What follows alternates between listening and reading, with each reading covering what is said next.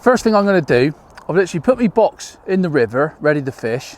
I've not put anything else up. The first thing I want to do now is mix my ground bait up. It's going to be really important today, and like I do on all the Shipp's tips, get your ground bait mixed up very, very early when you get to your peg. Now I've opted for two ground baits today. One is River.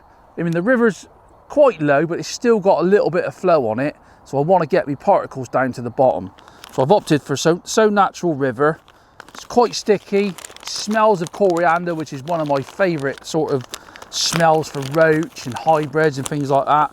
It's absolutely beautiful. So I'm going to stick a whole bag of that in, which is 1 kilo. And I've also got some black roach. This is brand new this year. It's absolutely fantastic ground bait. It took us a long time to get this right, you know, not just me. You've got people like Lee Carey, Michael Buttwater, loads and loads of consultants that we go to the factory and make sure these ground baits are right. So I'm going to put a bag of that in as well. Once again, loads more hemp in this ground bait. It's very sticky, loads of hemp, different size hemps as well, which is nice. And a few bigger particles. So I'm going to stick that in. I have brought my drill today because my fingers are hurting from the world champs, to be honest. Just give that a quick whiz around dry like that. Now I'm going to mix this on the damp side. I want to make this like sort of what we call a bit of a claggier mix, you know. If you were going to a venue and you were trying to catch lots of small fish and dragging loads of fish in your peg, maybe the small roach, you might have to, you know, you might mix this a little bit drier and create a cloud. I'm going to be trying to catch some better quality roach, you know, perch, hopefully some pommies. There's lots of pommies in the Avon, and I'm hoping today, even though it's really bright, we can catch some quality pommies. So I'm going to put a pint of water in that straight away. And anything to do with natural ground baits, you normally got to add more water than what you do with fish meal ground baits. So give that a bit of a whiz round. These drills are absolutely brilliant. You know, if you go like I do all over the world fishing, or all over Europe fishing, they are a must. But you don't have to, because they're quite easy to mix by hand. And that there at the moment is probably how I'm going to want my ground bait. Literally, I can give that a squeeze like that and it holds together absolutely perfectly. But it will dry out. I'm going to put about another half a pint of water straight in that. Just whiz that round my hands. Like that. And like I always do with any of my fishing, when I'm using ground bait, I would leave that for sort of 15-20 minutes. Let that water penetrate into the mix. And then come back to it. And normally when you come back to it after 20 minutes, you just add a little bit of water and then get the mix as you want it. And then obviously, like I do on all my Shipp's tips, smack it through a riddle and it's job done.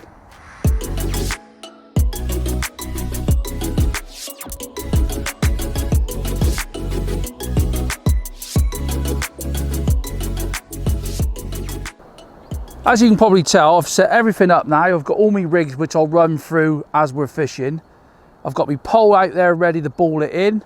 The next thing I want to do is get both mixes, what I've done now for the pole. It's the same mix, but what I'm going to do, I'm actually going to throw 5 or 6 balls in and then cup some bait in over the top.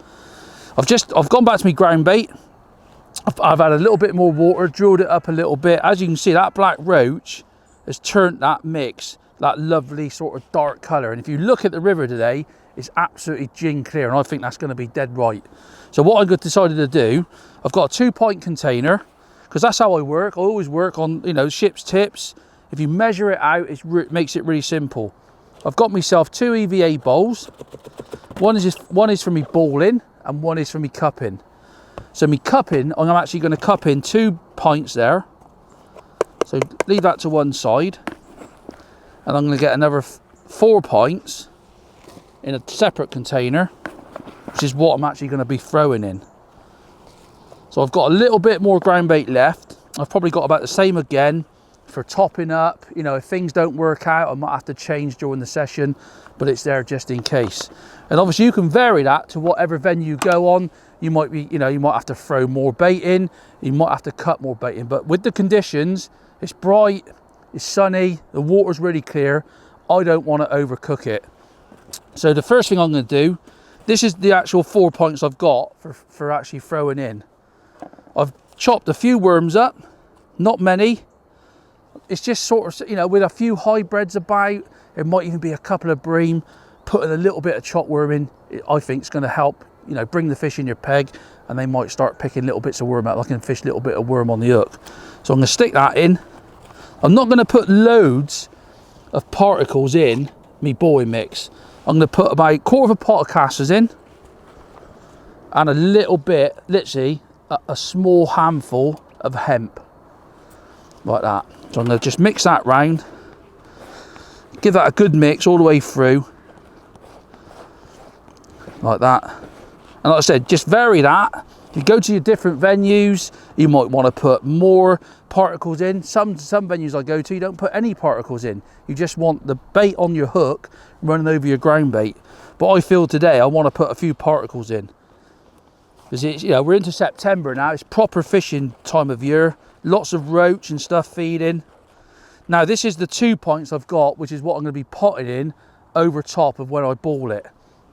I'm going to put a few more particles in here. I'm going to put like half a pot of casters, so it's like 150 mil of casters, and I'm going to put virtually 250 mil of hemp, so that's sort of full up to there, because this is where I'm actually going to be running my float through, so it's nice and rich. And that's what's nice about using that ground bait. I can put loads of particles in, and I can still make a real hard ball. Or if the fishing's a little bit harder, I might have to make it a little bit softer to try and drag some fish in me peg. I won't know until I start fishing. So there's lots more particles in there. I'll just show you now. This is the balls I'm going to be potting in. You can see from that I can make them rock hard if I want, or if I can, you know, that's sort of 3 or 4 squeezes. If I wanted to make them a little bit softer, so there's a few particles, a bit of ground bait drifting down the river, I just squeeze them like once or twice. So I'm going to make them up now. Just stick them in that little container there. It's quite simple stuff, you know, once you get into it, it's not complicated, and you can vary it to suit, you know, your own fishing. But that's what I've just, I've never actually fished this stretch of river before, so it'll be interesting for me to see what happens. And you can tell by them 2 mixes, see, that's lovely. Loads of particles in there, loads of hemp, some casters, and it still sticks together really nice. I've got a little bit left. I'm going to stick that in my boy mix. Don't waste it. Now my boy mix, I'm only going to squeeze like 3 times, because I want a few bits to come off. Obviously when we ball it, the fish come to the noise. If you can create a little bit of cloud, it's going to be quite a heavy cloud with this ground bait, because it is a heavy ground bait. So I'm hoping it's going to drag fish in me peg. And like I said, that's what's going through my head today. Create a little bit of a cloud, not too much, to try and drag fish in me peg, but trying not to drag like loads of little tiny fish really. There's obviously some bleak around. If I wanted to catch the bleak, I would use probably a real light mix, a light coloured mix, and a lot less particles. I'll just make one more ball out of that, don't waste it. A little one. So I've got 1, 2, 3, 4, 5. I've got 6 and a small ball for balling, and I've got 5 balls for cupping. So that's it. That's what I'm going to be doing today on this river. I'm now going to throw my gear in, and I'll show you exactly where I've placed my pole and where I'm actually going to throw my ground bait.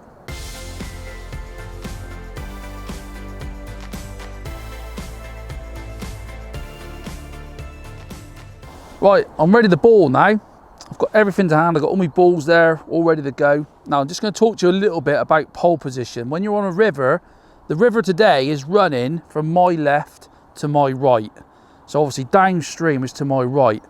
Now I've got my pole in my boring arms. You know, really important if you do any of this, or you're getting into your river fishing and you're going to be using ground bait like I am, get some good boring arms, keeps your pole, you know, what you don't want to do is holding your pole and trying to ball it. You want it separate like I got. Now I've got the pole literally sticking straight out in front of me, but I'm not going to ball it there. I want to ball it downstream, which is to the right, because what I want to be doing is actually putting my rig in above me ground bait and then running my bait over the ground bait. I probably spoke to us about this before on some of the think fishings and stuff I've done in the past. You'll be amazed how many fish hang above the ground bait. It's very hard to explain why, I don't know, but don't ball it upstream. Always ball it downstream. I'm going to ball it approximately about 1:30 if you looked at a clock. So I'm going to ball it now. I've got me balls ready now, which I'm going to ball. I've got me pot on into me pole. Obviously don't hit the pot. Try and avoid the pot because you can hit your top kit off. So here we go. So 13 meters.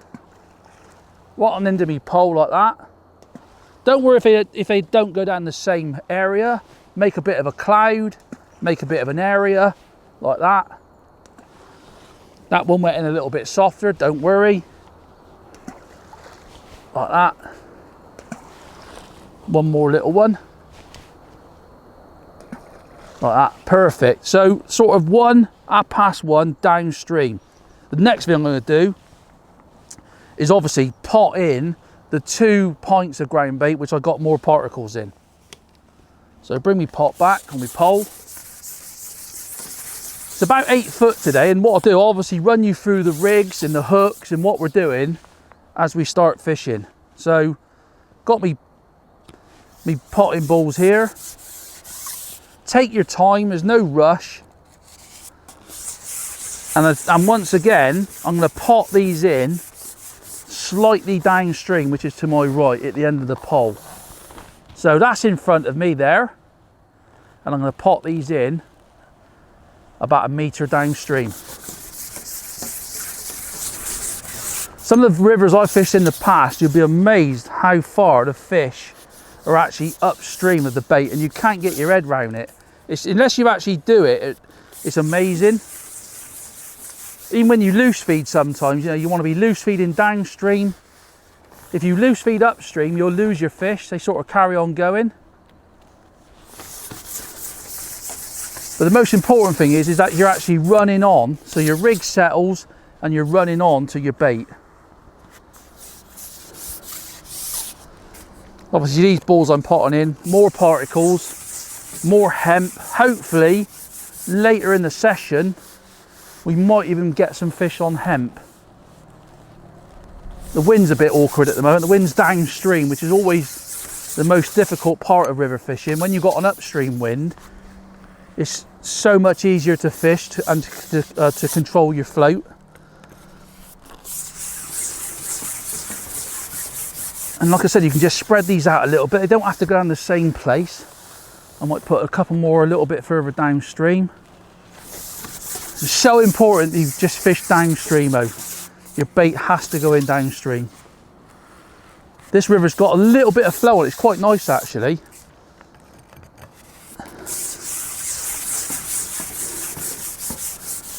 So pop them in.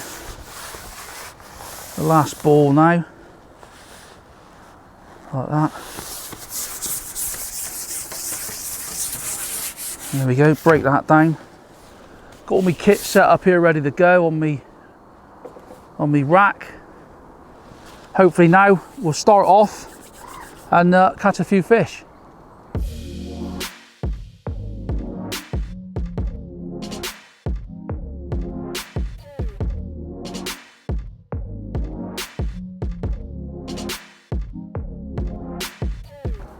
Well, we've been fishing on the bottom now for about 2 hours, and to be honest, it's been quite steady.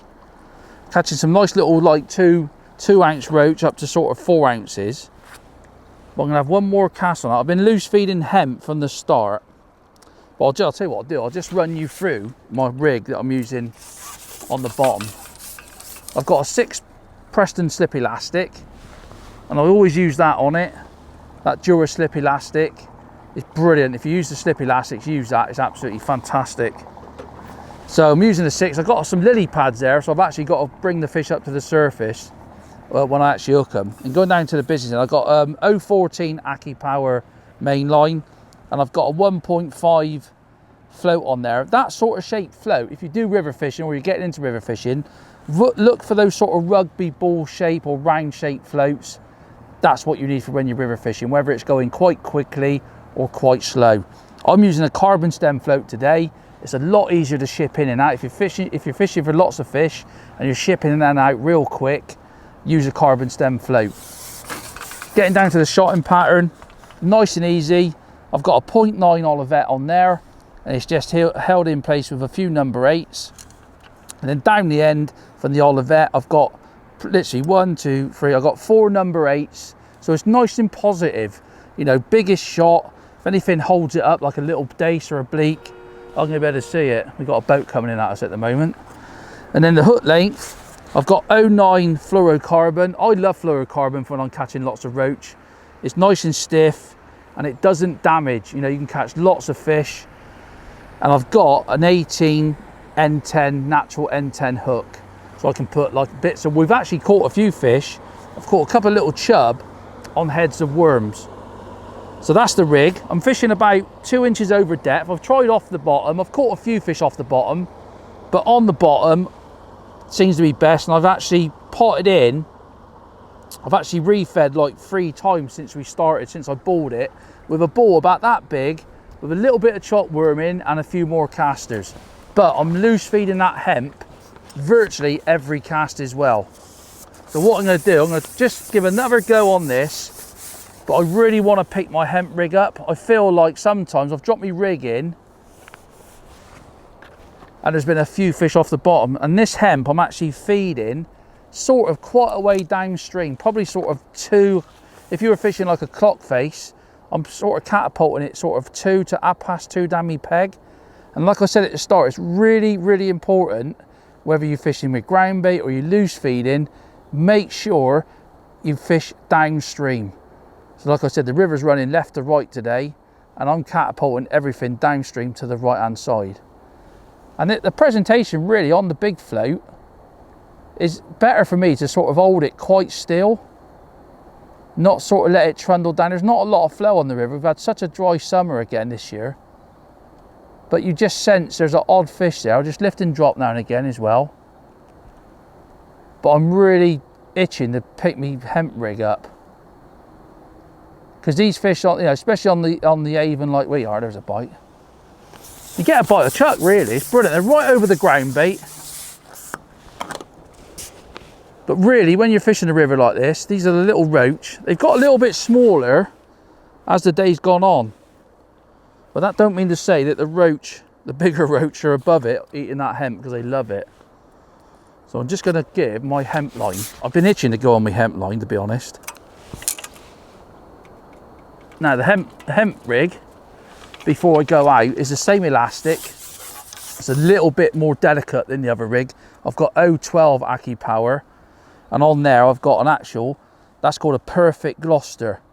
4B16, nice float, you know, bit thinner bristle. When you're fishing for hemp fish, big roach, they can be really tricky to catch, but it's brilliant. Going down to the shotting, and I've basically got a bulk of number 8s, and I've got 4 number 10 droppers, so a little bit more hairy fairy if you like.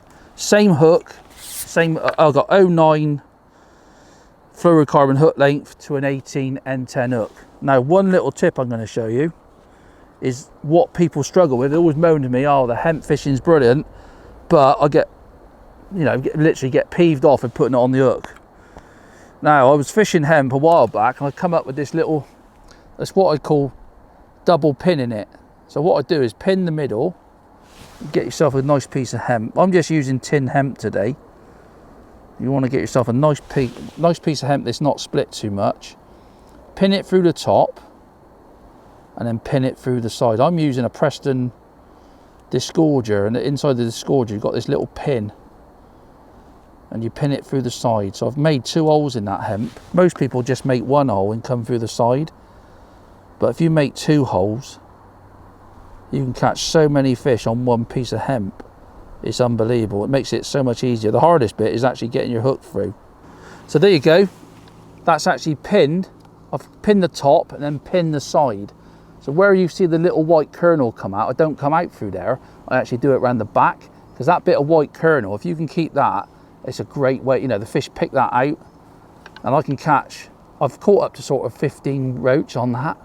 So it makes it, you know, it takes a little bit more time to do it sort of when you're on the bank here, but believe you me, you can catch a load of roach on it. So anyway, let's give it a go. I've been feeding them for like, I've been fishing for like 2.5 hours. I'm hoping, I've set this about 6 inches off the bottom. And what I'm going to do is just drop that. Make sure I drop that hemp literally where I've been loose feeding. I'm just going to pick about 30 grains of hemp. You can see how far I'm fishing down my peg. My float's catching up. Hopefully I'll get a bite straight away. Bit awkward with this downstream wind. Oh, look at that. Oh yes, that was a bite. I think it was a bite. So just drop that back down my peg again. It doesn't look right because you drop it down your peg a long way, but it's really, really important. If you start loose feeding on the end of your pole and upstream, them fish will just be so far above your peg, you'll have a job to catch them. So I'm just letting that inch down through. There we go, look at that, brilliant. So that's 6 inches off the bottom. I mean, this is what you want if you're going to catch a weight of roach. A little bit bigger, normal stuff for hemp fishing. Probably, that's the nice thing about that 6 as well, I can sort of swing them fish in. And the hemp, even though I've got to use the disgorger, the hemp is still on the hook. So straight back out. The most important thing is get that hemp downstream. So I'm dropping me bulk where I'm loose feeding me hemp, dropping me rig on the top like that. You can see the float trying to catch up with the shot. Loose feed some hemp and then let it go down. Try and let it go down with that hemp. Just hold it a little bit because the downstream wind's really difficult, to be honest. And then what you can do is just lift and drop like that. They love it, roach. They love feeding on hemp. There we go, that's quite a way downstream. So what I do is bring it back up and then go through the process again. So you can see me float catching up. Feed a bit of hemp downstream. That float now is actually smack in front of me, so you can see how far the hemp went downstream. Oh, a little tiny indication then. There's definitely a little fish having a go at that, which is good. At least I've had a few bites. Just that downstream wind's making it so awkward. And then sometimes you can just drag your float upstream like that, let it go. Just so it brings that hemp up off the bottom, well, up in the water a little bit. There we go, little bite then. Small fish that time, even on hemp.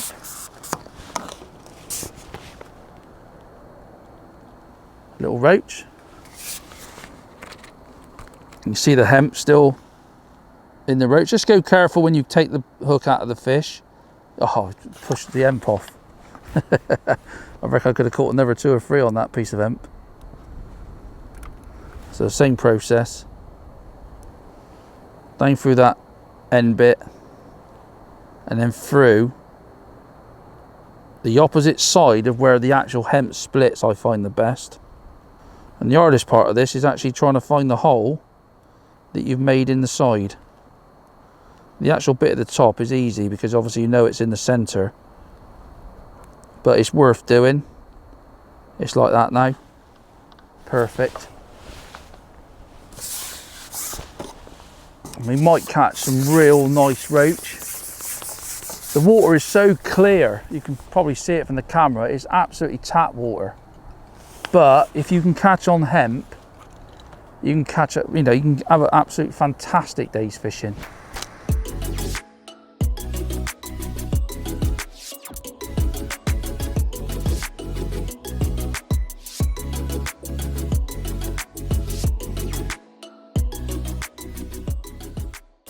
Well, I'm going to call this the last fish of the session on the Avon at Tewksbury today. It's been absolutely fantastic, to be honest. And you know, we've not had the best conditions. It's been really bright. The water is absolutely gin clear. That's one of the smaller roach I've actually caught. You can actually see the hemp's been blown up my line. And just starting on the deck over them balls of ground bait that I threw and cupped in, caught on little bits ahead of worms, was quite good, to be honest, at the start. And then we changed to casters and maggots as it got a little bit harder. But then probably 2.5 hours, something like that, I think, I was topping up with little balls with, you know, a bit of chop worm, quite a few casters in it, and it was nice and steady, but it had to hold the rig still. Not sure why. I think there's just not enough flow on the river to actually sort of catch the fish running through. But loose fed hemp, quite a way down me peg, like I've told you during the film. Picked me hemp rig up after about 2.5 hours, and it's been absolutely brilliant, to be honest. I've caught roach up to sort of probably getting on for 8-10 ounces. We've had quite a few fish taken by pike, which has been a bit annoying at times, but the pike's actually gone now. But you can sense it. Sometimes the fish are right down your peg because of the pike. But there you go, that's fishing on a river such as the River Avon. I hope you've enjoyed Shipp's tips, and get on the river and definitely give it a go.